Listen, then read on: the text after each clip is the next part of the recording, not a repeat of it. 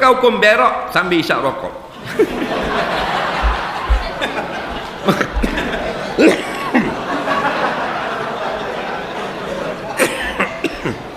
Dak semalam aku tanya dah kalau berang. Kalau berang soalan yang sama. Tapi orang lain-lain.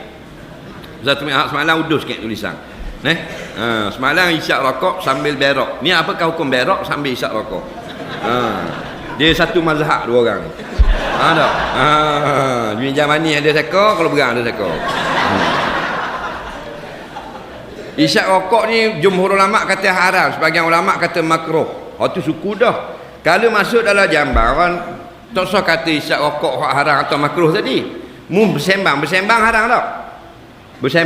Bersembang tak haram, berbual. Tapi bila masuk dalam jamban berak kecing berbual, Allah marah. Tengah ulama kata makruh, tengah ulama kata haram. Pasal rokok asal kira hak dak malik. Hak ni hak bercakap. Boleh bual dalam jamban.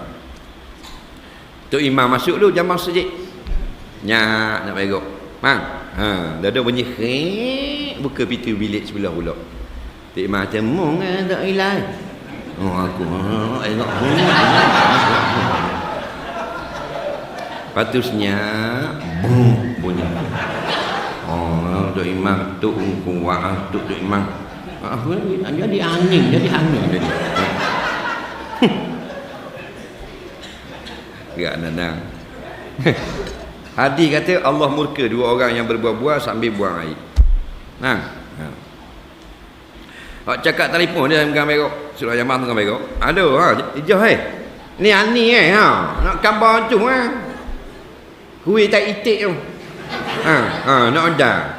Nak tunang ni dia RM30. Prek bunyi kat bawah tu bit tak itik.